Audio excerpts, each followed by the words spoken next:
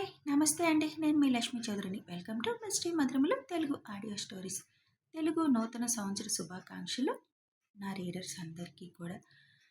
ఈ కొత్త సంవత్సర సందర్భంగా అందరికీ ఆయురారోగ్యాలు ప్రసాదించాలి అని, మీరు కోరుకున్నవి జరగాలని ఆ దేవుణ్ణి మనస్ఫూర్తిగా కోరుకుంటున్నాను. కథలోకి వెళ్ళే ముందు వీడియోకి లైక్స్, హైప్స్ ఇవ్వడం మర్చిపోకండి. ఇక కథలోకి వెళ్దాం. శివ్ చెప్పింది విన్నాక ఒకవేళ అమ్మాయి బతికి లేకపోతే అని వణుకుతున్న గొంతుతో అడుగుతారు రమేష్ గారు. బతికి లేకపోతే అనే మాటొద్దు. నేను చేసిన ఎంక్వైరీలో ప్రస్తుతం మీ అమ్మాయి క్షేమంగానే ఉందని తెలిసింది. ఇక్కడ మిషన్ వాళ్ళు కంప్లీట్ చేయాలంటే మీ అమ్మాయిని ప్రాణాలతోనే ఉంచుతారు. ఇప్పుడు ఆ అమ్మాయికి ఏమన్నా అయిందంటే అది వీళ్ళ మెడకు చుట్టుకుంటుంది అని వాళ్ళకి తెలుసు. కాబట్టి మీ అమ్మాయిని ప్రస్తుతం అయితే ఏమీ చేయరు వాళ్ళు అని చెబుతాడు శివ్. కానీ ఆ రాక్షసుల మధ్య ఉంది, ఏ ఘోరమో చేయకుండా ఉంటారా అని వేలగా అడుగుతారు రమేష్ గారు. అలాంటిదేమీ జరగదండి, మీరేం కంగారు పడకండి. వాళ్ళు కేవలం మీ అమ్మాయి స్థానాన్ని ఈ ఫేక్ పాపని వాడుకోవడం కోసం మీ అమ్మాయిని అక్కడ ఉంచారు. అంతకు మించి మీ అమ్మాయిని ఏమీ చేసి ఉండరు. బహుశా బంధించేసి ఉంటారు. మీరేం భయపడకండి. ఎలాగైనా తొందరలోనే మీ అమ్మాయిని నేను తీసుకొస్తాను అని అంటాడు శివ్. రమేష్ గారు శివ్ చేతుల్ని పట్టుకొని, నా కూతుర్ని నాకు క్షేమంగా అప్పగిస్తారు కదా అని బాధగా అడుగుతారు. చెప్పాను కదండి, తనని క్షేమంగా మీకు అప్పగిస్తాను. అప్పటి వరకు షాక్లోనే ఉన్న చేతన్ని శివ్ పిలుస్తాడు. చెప్పండి సార్ అంటాడు చేతన్. బాబాయ్ చెప్పారు, నిఖితని చేసుకోబోయేవాడు నువ్వేనంట కదా. అవును అని తల ఊపుతాడు చేతన్. మొత్తం విన్నావు కదా. నిఖిత ఎలాంటి పరిస్థితిలో ఉందో తెలీదు అని శివ్ అంటుండగానే, తను ఎలాంటి పరిస్థితుల్లో ఉన్నా తను నన్ను యాక్సెప్ట్ చేస్తే నేను తప్పకుండా తనని పెళ్లి చేసుకుంటాను అని చెబుతాడు చేతన్. గుడ్. ఇప్పుడు నీకు కూడా పిలిచి ఇదంతా ఎందుకు చెప్పానో తెలుసా? నీకు తెలియాలి కాబట్టి. ఇప్పుడున్న ఫేక్ పాప బిహేవియర్ చూసి నువ్వు తనని అపార్థం చేసుకుంటావని, నీకు నిజం తెలియాలని పిలిపించాను. అంతేకాకుండా నువ్వు నేను చెప్పిన పని చేయాలి అని అంటాడు శివ్. ఏం చేయాలి సార్? ముందు మీ ఇద్దరూ ఏమాత్రం అనుమానం వచ్చినట్టు తెలియనివ్వద్దు ఆ అమ్మాయికి. తెలిస్తే మీ ఇద్దరికీ ప్రమాదమే. నువ్వేం చేయాలంటే రమేష్ గారి ఇంట్లోనే ఉండు. ఈ రోజు నుంచి తనతో సన్నిహితంగా ఉంటున్నట్లు నటిస్తూనే తన ఫోన్లో నుంచి ఆ ఎక్స్కి ఫోన్ వెళ్తుంది. ఆ నెంబర్ ఏంటో తెలుసుకోగలగాలి. నేను తెలుసుకుందామన్నా తన ఫోన్ నెంబర్, వాడికి చేసే నెంబర్ ఎవరికీ తెలీదు. మీకు తెలిసిన నెంబర్ కాదు తను వాడితో మాట్లాడడానికి ఉపయోగించేది. అంతేకాకుండా తన దగ్గర కంపల్సరీ తను అసలు ఐడీలు ఏవో ఒకటి కనిపిస్తాయి. నువ్వు వాటిని సంపాదించగలగాలి. నువ్వు తనని ఇరిటేట్ వచ్చేలా చేసి నిజాలు బయటకు వచ్చేలా చేయాలి. అందుకు నీకు సమ్మతమేనా అని అడుగుతాడు Shiv. Okay sir, I will try my level best అంటాడు చేతన్. పాప పాత రూపమేమన్నా తెలిస్తే ఆ విధంగా ఎంక్వైరీ చేయొచ్చు అంటాడు శివ్. కానీ ఇప్పుడు మామూలుగానే తనంటే ఇరిటేషన్ వచ్చేసింది. నాకు తన బిహేవియర్ అస్సలు నచ్చడం లేదు. ఇప్పుడు మీరు చెప్పిన నిజాలు విన్నాక తనని చూడగానే నాకైతే షార్ట్ టెంపర్ వచ్చేస్తుందేమో అని భయమేస్తుంది అని చేతన్ అనగానే, ముందు మీకు నిజం తెలిసింది అన్న విషయం మైండ్లో నుంచి తీసేయండి.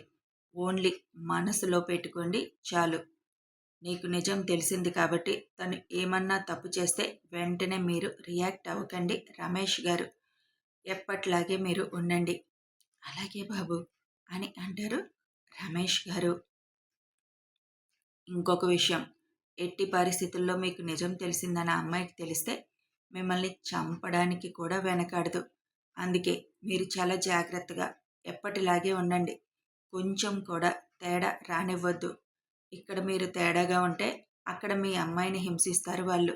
అది మనసులో పెట్టుకోండి. అంతా బాగుంది, కానీ ఆ ఫేక్ పాపకి సన్నిహితంగా ఉండాలంటేనే నాకు చిరాగ్గా అనిపిస్తుంది. కానీ తప్పదు. అసలు పాప ఇక్కడికి రావాలి అంటే ఈ ఫేక్ పాపని భరించాలి అని చేతన్ అంటాడు. నువ్వు నీలాగే ఉండు. మొన్న తన అన్నదానికి సమాధానం ఇచ్చావు కదా గట్టిగా, అలాగే ఏదో ఒక విధంగా తనని ఇరిటేట్ చేసేసే. నీకే ఎందుకు ఈ పని అప్పు చెప్పాను అంటే ఆల్రెడీ రమేష్ గారు తనకు నిన్ను ఇంట్రడ్యూస్ చేశారు కాబట్టి తనకు అనుమానం రాదు. ఆ ఇంట్లో ఉంటాను అన్నా పెద్దగా ఇంట్లో ఉండడానికి కూడా అబ్జెక్షన్ పెట్టదు. ఇంకెవరినైనా పంపితే అబ్జెక్షన్ పెట్టొచ్చు. అందుకే నిన్నే సెలెక్ట్ చేశాను. దానికి కారణం నీ ప్రొఫైల్ బావుంది. నీకెలాగో ఇన్వెస్టిగేషన్స్ అంటే చాలా ఇంట్రెస్ట్ కదా! అందుకే నిన్ను ఇందులో ఇన్వాల్వ్ చేశాను. ఎంత బాగా ఇన్వెస్టిగేషన్ చేసి కనుక్కుంటావో నేను చూస్తాను అని శివ్ నవ్వుతూ అంటాడు. శివ్ చెప్పిందంతా షాక్తో వింటూ, నా గురించి మొత్తం తెలుసుకున్నారుగా, అది కూడా ఒక్క పూటలో అని ఏడుపు మొహం పెడతాడు చేతన్. శివ్ కార్నర్ స్మైల్ ఇస్తూ, ఇప్పుడు నేను చెప్పింది చేస్తావా చేయవా అని అడుగుతాడు. తప్పకుండా చేస్తాను. అందులో నా సమస్య కూడా ఉంది కదా. అందులో చాలా రోజుల తర్వాత నిఖిత ఫోటో చూడగానే పెళ్లి చేసుకోవాలి అని అనిపించింది. కానీ నిఖితను ఇక్కడికి వచ్చాక డైరెక్ట్గా చూడగానే తన ప్రవర్తన చూసి ఆలోచనలో పడ్డాను. ఇలాంటి అమ్మాయిని చేసుకోవడం అవసరమా అని. మారితే పర్లేదు, మారకపోతే డ్రాప్ అయిపోవాలి అని కూడా నిర్ణయం తీసుకున్నాను.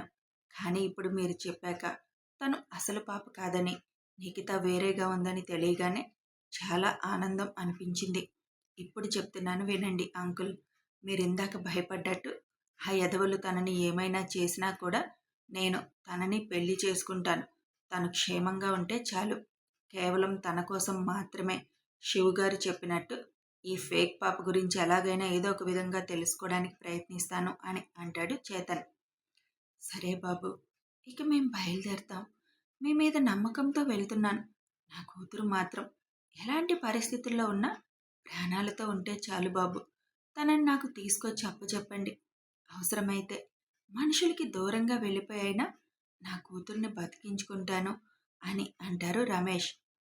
మీ అమ్మాయికి అలాంటి ప్రాబ్లం ఏమీ రాదులేండి. మీరేం టెన్షన్ పడకండి. కానీ చెప్పింది గుర్తుంది కదా. ఎట్టి పరిస్థితుల్లో మీకు నిజం తెలిసినట్టుగా తనకు అనుమానం రాకూడదు. ఆ అమ్మాయిని అనుసరిస్తూ మా వాళ్ళు ఎప్పుడూ ఉంటారు. ఫాలో అవుతూనే ఉంటారు మా వాళ్ళు. ఇవాళ రసూల్ అనేవాడు దిగుతాడు ఇక్కడికి. ఆ అమ్మాయి మీ ఇంట్లోనే ఆశ్రమిస్తుందేమో అని నా అనుమానం కూడా. ఒకవేళ అలాంటి వాడు ఎవరైనా వస్తే మీరస్సలు ఎలాంటి భయం పెట్టుకోకండి. ఈ సమస్య తీరే వరకు చేతన్ని మీ ఇంట్లోనే ఉంచుకోండి. మీరొక్కరే ఉంటే ఏదో ఒక క్షణంలో కోపంలోనో భయంలోనో తన దగ్గర ఓపెన్ అయిపోతారు. దానివల్ల మీరు రిస్క్లో పడతారు. కాబట్టి చాలా కేర్ఫుల్గా ఉండండి ఇద్దరు అని చెబుతాడు శివ్. సరే బాబు, మీరు చెప్పినట్టే ఉంటాం. ఇంక మేము బయలుదేరుతాము అని చేతన్, రమేష్ గారు అక్కడి నుంచి భారమైన మనసుతో ఇంటికి స్టార్ట్ అవుతారు. బాబాయ్, ఈ విషయంలో ఇంట్లో వాళ్ళకి ఇంకెవరికీ తెలియడానికి వీల్లేదు. తెలిస్తే కంగారు పడతారు. మీ వరకు ఎందుకు చెప్పానంటే నేను ట్రిప్కి వెళ్తున్నాను కదా, నాయక్తో పాటు మీరు ఇక్కడ జాగ్రత్తగా చూసుకుంటారని అని చెప్తాడు శివ్. అలాగే శివ్, ఈ ట్రిప్ అమ్మాయి కోసమేగా. పిల్లల్ని తీసుకువెళ్ళడం అవసరమా? తీసుకెళ్ళాలి బాబాయ్. వాళ్ళిద్దరూ నాతోనే ఉంటారు అని అంటాడు శివ్. ఓకే శివ్, కానీ జాగ్రత్తగా ఉండు. నీకు చెప్పనవసరం లేదనుకో, కానీ చెప్తున్నాను అని అంటారు నరసింహ. ఓకే బాబాయ్, వెళ్దాం. ఇప్పటికే వీళ్ళతో ఏం మాట్లాడుతున్నామని మన వాళ్ళకు అనుమానం వచ్చేస్తూ ఉంటుంది. హహా, అది నిజమే అని అంటూ ఇద్దరు కిందకి వస్తారు. కిందకు వచ్చిన వాళ్ళతో ఏంటి మాటలు అని అడుగుతారు రావుగారు. బిజినెస్కి సంబంధించిందిలే అన్నయ్య. రమేష్ ఇక్కడే స్థిరపడాలి అనుకుంటున్నాడు. ఆ విషయం కోసమే మాట్లాడాం అని అంటారు నరసింహ. చేతన్ కూడా ఉండడంతో అదే అనుకొని ఇక ఊరుకుంటారు రావుగారు. ఒక 2 రోజుల తర్వాత పిల్లల్ని తీసుకొని ఒక వారం రోజులు సరదాగా ట్రిప్కి వెళ్ళాలనుకుంటున్నాను నేను. అందుకు ఏర్పాట్లు కూడా చేసుకున్నాను అని చెబుతాడు శివ్. ఇన్నాళ్ళకు ఒక మంచి మాట చెప్పావు. ఎప్పుడు టెన్షన్స్ అయ్యే సరిపోతున్నాయి నీకు. మీ మ్యారేజ్ డేకి అమెరికా వెళ్ళిన ప్రతిసారి మీతో పాటు మమ్మల్ని కూడా తీసుకుపోతున్నారు.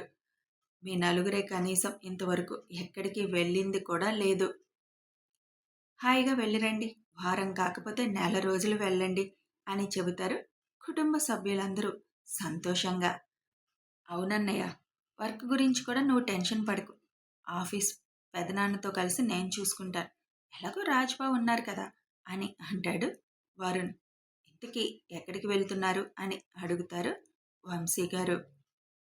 మేము మలేషియా వెళ్తున్నాం అని చెబుతాడు శివ్. అన్నయ్య, ఇంతకీ అన్వేష్ అన్నయ్య వాళ్ళు ఎక్కడికి వెళ్తున్నారు హనీమూన్కి? ఇంతవరకు మీరు రివీల్ చేయలేదు. అది సర్ప్రైజ్లే వాళ్ళకి. రేపు ఎయిర్పోర్ట్కి వెళ్ళాక ఆ కవర్ ఓపెన్ చేశాక టికెట్స్ ఏ కంట్రీకి ఉంటే అక్కడికి వెళ్తారు ఇద్దరు. మరి ఇంత సర్ప్రైజా అన్నయ్య? సర్ప్రైజ్ అంటే మరి అదే, చివరి నిమిషం వరకు తెలియకపోవడం. మరి ప్యాకింగ్ చేసుకోవాలంటే ఏ కంట్రీకి అన్నది తెలిస్తేనే కదా దానికి తగ్గ బట్టలవి సర్దుకుంటారు అని అడుగుతారు రుక్మిణి. వాళ్ళు తీసుకెళ్లే వాటి వరకు సర్దుకుంటే చాలు. వాళ్ళకి కావాల్సినవి అక్కడ అన్నీ ఆల్రెడీ ఏర్పాటు చేసేసాను నేను. వీళ్ళు ఇక్కడ ఫ్లైట్ ఎక్కి అక్కడ దిగిన దగ్గర నుంచి వాళ్ళకి కావాల్సినవన్నీ రెడీగా ఉంటాయి. దాని గురించి మీరేం టెన్షన్లు పడకండి. ఎవరు ముందు అన్నీ ప్యాకింగ్ చేసుకున్నారా అని అడుగుతాడు శివ్. ఇంకా లేదన్నయ్య అంటాడు అన్వేష్. రేపే కదా మీ జర్నీ, మళ్ళీ ఈవినింగ్ మీకు అవ్వదు కదా. ఇప్పుడే ప్యాకింగ్ చేసుకొని ఉంటే ఉదయాన్నే టెన్షన్ లేకుండా ఉంటుంది కదా అంటారు రుక్మిణి. పిన్ని చెప్పింది కరెక్ట్. వెళ్ళి ఇప్పుడే ప్యాక్ చేసుకోండి. మళ్ళీ రేపు ఉదయం మీరు అసలు ఎన్నింటికి లేస్తారో ఏంటో, అస్సలే అలిసిపోయి ఉంటారాయే అని అంటుంది అన్వి టీజింగ్గా. అంతమంది ముందు అలా అనేసరికి సిగ్గుతో అమృత అక్కడి నుంచి ఫాస్ట్గా వెళ్ళిపోతుంది. అమ్మాయిల గ్యాంగ్ అంతా అమృత వెనకే వెళ్తారు ప్యాకింగ్లో హెల్ప్ చేయడానికి. అన్వేష్ చిన్నగా బ్లష్ అవుతూ, రారా వరుణ్, నాకు ప్యాకింగ్లో హెల్ప్ చేద్దు గాని అని వరుణ్ణి తీసుకొని అక్కడి నుంచి వెళ్ళిపోతాడు. వెళ్తున్న వాళ్ళని చూసి ఆనందంగా నవ్వుకుంటారు పెద్దవాళ్ళందరూ. కథ కొనసాగుతుంది. మరి శివ్ మలేషియా అని చెప్పాడు. అసలు మలేషియాలో అమ్మాయి లేదు కదా. శివ్ ఎక్కడికి వెళ్తున్నాడు, ఆ అమ్మాయి అసలు ఎలాంటి పరిస్థితుల్లో ఉందో, శివ్ తనని జాగ్రత్తగా సేవ్ చేసి తీసుకొస్తాడో తెలియాలి అంటే కథని ఫాలో అయిపోండి. వీడియో నచ్చితే ఒక లైక్ చేయండి, షేర్ చేయండి, కామెంట్స్ రూపంలో మీ అభిప్రాయాలు తెలపండి, సబ్స్క్రైబ్ చేసుకొని ఛానల్ని సపోర్ట్ చేయండి.